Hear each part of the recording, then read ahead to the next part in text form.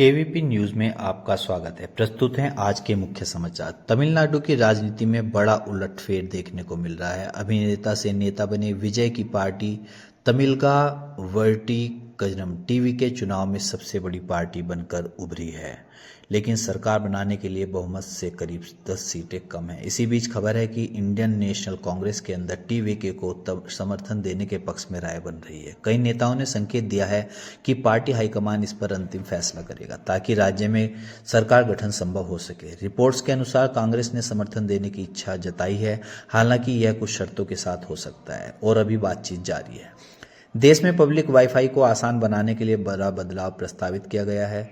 Telecom regulatory authority of India यानी try ने सुझाव मांगे हैं कि यूजर्स को बार बार ओटीपी डालने की जरूरत खत्म की जाए और एक आसान एक बार लॉगिन सिस्टम या साझा एक्सेस मॉडल लागू किया जाए। इसका मतलब यह हो सकता है कि भविष्य में अलग अलग हॉटस्पॉट पर बार बार ओटीपी लेने की बजाय एक ही लॉगिन पासवर्ड या सिंगल ऑथेंटिकेशन से कई नेटवर्क इस्तेमाल किए जा सकें। इससे रेलवे स्टेशन, एयरपोर्ट, बाजार जैसे स्थानों पर इंटरनेट इस्तेमाल करना आसान होगा। अभी देश में करीब 4 लाख पब्लिक वाईफाई हॉटस्पॉट हैं, लेकिन उपयोग कम और लॉगिन प्रक्रिया जटिल होने जैसी समस्याएं सामने आई हैं। इसलिए ट्राई ऐसे समाधान तलाश रहा है जिससे लॉगिन सरल हो, सुरक्षा बनी रहे। जबलपुर के बरगी डैम में हुए क्रूज हादसे पर कोर्ट ने सख्त रुख अपनाया है। अदालत ने आदेश दिया है कि क्रूज के पायलट और स्टाफ के खिलाफ एफआईआर दर्ज की जाए, क्योंकि आरोप है कि हादसे के दौरान उन्होंने यात्रियों को डूबता छोड़ दिया और मौके से भाग गए। घटना में कई लोगों की जान गई और कई अब भी लापता बताए गए हैं, जबकि राहत बचाव अभियान में सैकड़ों जवान जुटे रहे।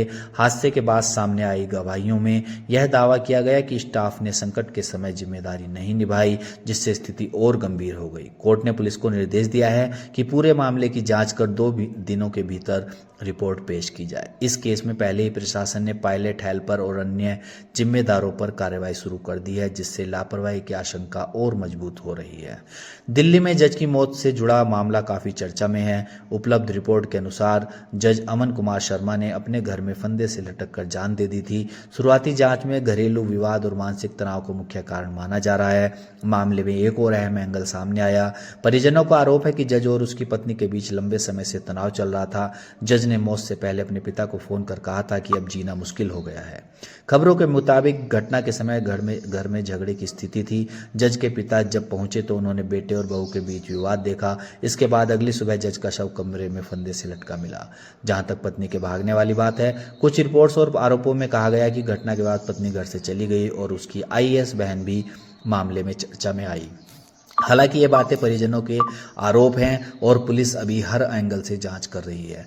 अमेरिका ने होर्मुज़ जल डमरू मध्य में जहाज़ों को सुरक्षित निकालने के अपने ऑपरेशन को फिलहाल रोक दिया है। अमेरिकी राष्ट्रपति डोनाल्ड ट्रंप ने बताया कि यह फैसला पाकिस्तान समेत कई देश की अपील और ईरान के साथ जारी बातचीत में प्रगति को देखते हुए लिया गया है। इस ऑपरेशन का उद्देश्य तनाव में फंसे जहाज़ों को सुरक्षित रास्ता देना था, लेकिन हालात इतने खराब रहे कि 2 दिनों में केवल 2-3 जहाज ही गुजर पाए। फिलहाल ऑपरेशन अस्थायी रूप से बंद है, जबकि क्षेत्र की स्थिति पर नजर रखी जा रही है। साउथ अभिनेता जीवा के पिता और मशहूर फिल्म प्रोड्यूसर आरबी चौधरी की एक दर्दनाक हादसे में मौत हो गई। वे राजस्थान के पाली के रहने वाले थे और फिल्म इंडस्ट्री में लंबे समय से सक्रिय थे। बताया जा रहा है कि यह हादसा व्यावर पिंडवाड़ा रोड पर हुआ, जहां उनकी कार अनियंत्रित होकर टकरा गई। टक्कर इतनी जोरदार थी कि मौके पर ही उनकी जान चली गई। RB Choudhary south film industry के बड़े नामों में गिने जाते थे और उन्होंने अपने कैरियर में करीब 98 फिल्मों का निर्माण किया था। उनके निधन की खबर से फिल्म जगत में शोक की लहर है। पश्चिम बंगाल चुनाव में ममता बनर्जी की हार के बाद फिल्म मेकर विवेक अग्निहोत्री ने खुशी जताते हुए तीखी प्रतिक्रिया दी है। उन्होंने सोशल मीडिया पर कहा कि उनके साथ बंगाल में मारपीट करवाई गई, हमले हुए और उनकी फिल्म को लेकर कई तरह की परेशानियां खड़ी की गई। अग्निहोत्री ने दावा किया कि उन्हें राज्य की एंट्री तक नहीं दी गई और उनकी फिल्म द बंगाल फाइल्स को लेकर विरोध झेलना पड़ा। अब उन्होंने कहा कि चुनाव परिणाम के बाद लोग निडर होकर सिर ऊंचा करके चल सकेंगे। उन्होंने यह भी बताया कि चुनाव के दौरान उन्होंने अपनी फिल्म को लोगों तक अंडरग्राउंड तरीके से पहुंचाने की कोशिश की थी। साथ ही बंगाल की जनता को इस बदलाव के लिए बधाई दी और उसे एक तरह की जीत बताया। हालांकि यह भी सामने आया है कि राज्य सरकार की ओर से फिल्म पर कोई आधिकारिक बैन नहीं था, लेकिन रिलीज के बाद विवाद और विरोध जरूर हुआ था। भारतीय पत्रकारों को साइबर अपराधों का खुलासा करने के लिए प्रतिष्ठित पुलित्जर प्राइज से सम्मानित किया गया। मुंबई के इलस्ट्रेटर आनंद आर के पत्रकार सुपर्णा शर्मा ने ब्लूमबर्ग के लिए बनाई गई अपनी रिपोर्ट में डिजिटल फ्रॉड और साइबर क्राइम के नेटवर्क को उजागर किया। इस रिपोर्ट में एक भारतीय डॉक्टर के साथ हुए डिजिटल अरेस्ट जैसे मामले को दिखाया गया, जिससे वैश्विक स्तर पर साइबर ठगी के खतरे पर ध्यान गया।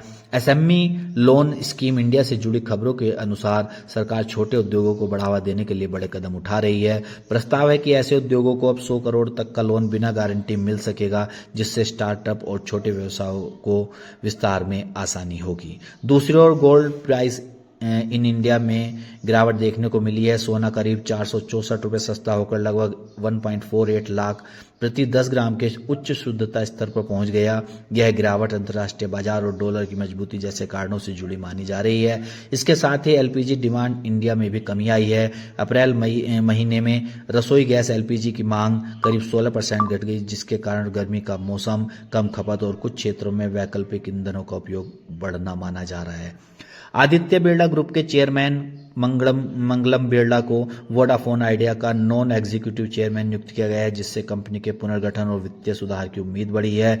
इसी बीच सरकार ने कंपनी को बड़ी राहत देते हुए एजीआर यानी एडजस्टेड ग्रॉस रेवेन्यू बकाया में करीब 27% की कटौती कर दी है। संशोधित आंकड़ों के अनुसार अब कंपनी को लगभग 64,046 करोड़ ही चुकाने होंगे, जो पहले करीब 87,000 करोड़ से ज्यादा थे। शेयर बाजार में मंगलवार यानी 5 मई 2026 को गिरावट के साथ कारोबार खत्म हुआ। सेंसेक्स 251 अंक गिरकर 77,017 पर बंद हुआ, जबकि निफ्टी भी 86 अंक फिसलकर 24,032 के स्तर पर आ गया। दिन भर बाजार में उतार चढ़ाव रहा, लेकिन आखिर में निवेशकों की सतर्कता के कारण इंडेक्स लाल निशान में बंद हुए। ग्लोबल संकेत कमजोर रहे, खासकर अमेरिका, ईरान तनाव और कच्चे तेल की कीमतों में बढ़ोतरी ने बाजार पर दबाव डाला। साथ ही रुपए की कमजोरी और विदेशी निवेशकों की बिकवाली से भी सेंटीमेंट कमजोर हुआ। सेक्टर की बात करें तो ऑटो और एफएमसीजी शेयरों में हल्की खरीदारी देखने को मिली, जबकि रियल्टी सेक्टर में सबसे ज्यादा बिकवाली रही, जिससे बाजार पर अतिरिक्त दबाव बना। इंडियन प्रीमियर लीग 2026 में चेन्नई सुपर किंग्स ने दिल्ली कैपिटल्स को 8 विकेट से हराते हुए शानदार जीत दर्ज की। दिल्ली ने पहले बल्लेबाजी करते हुए 20 ओवर में 155/7 रन बनाए, जिसके जवाब में चेन्नई ने लक्ष्य को 17.3 ओवर में हासिल कर लिया। संजू सैमसन ने बेहतरीन बल्लेबाजी करते हुए नाबाद 87 रन बनाए, जबकि कार्तिक शर्मा ने 41 रन की अहम पारी खेली। दोनों के बीच मजबूत साझेदारी ने टीम को आसानी से जीत दिलाई। गेंदबाजी में नूर अहमद ने 2 विकेट लेकर दिल्ली को बड़े स्कोर से रोका। आर्सेनल एफसी ने 20 साल बाद यूईएफए चैंपियंस लीग के फाइनल में जगह बना ली है। टीम ने सेमीफाइनल में एटलेटिको माड्रिड को 1-0 से हराया और कुल स्कोर 2-1 से जीत हासिल की।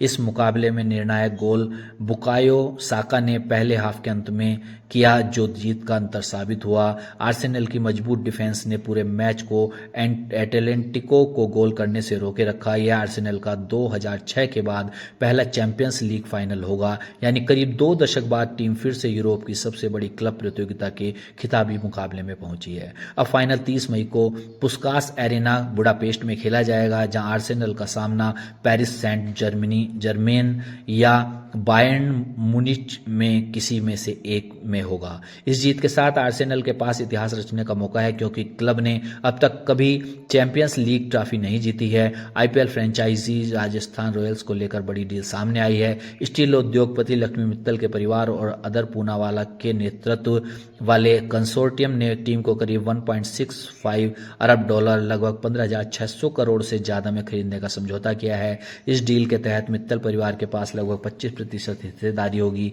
जबकि पूनावाला करीब 18% हिस्सेदारी लेंगे। बाकी हिस्सा मौजूदा निवेशकों के पास रहेगा। यह सौदा सिर्फ आईपीएल टीम तक सीमित नहीं है, बल्कि इसके साथ जुड़ी विदेशी फ्रेंचाइजियां पोर्ट रॉयल्स दक्षिण अफ्रीका और बारबाडोस रॉयल्स कैरिबियन लीग भी इसमें शामिल है। हालांकि यह डील अभी अंतिम नहीं हुई है और इसे बीसीसीआई व अन्य नियामक मंजूरी मिलना बाकी है। इसके 2026 की तीसरी तिमाही तक पूरा होने की उम्मीद है। आज भारत में अधिकांश जगह गर्म और धूप वाला मौसम है। हालांकि राज्य के हिसाब से हलचल अलग है। उत्तर भारत जैसे दिल्ली, यूपी राजस्थान में तापमान 38 से 42 डिग्री सी के आसपास रह सकता है। धूल भरी हवाएं भी आ सकती हैं। पश्चिम और मध्य भारत में भी गर्म धूप है। कुछ जगह आने वाले दिनों में हल्की बारिश की संभावना है, लेकिन आज ज्यादातर क्षेत्र साफ हैं। दक्षिण भारत में गर्मी और नमी ज्यादा है। तटीय इलाकों में शाम को हल्की बूंदाबांदी या बादल देखे जा सकते हैं, लेकिन आमतौर पर दिन गर्म और धूप वाला ही रहेगा। इसी के साथ केवीपी न्यूज से आज के समाचार समाप्त हुए। नमस्कार।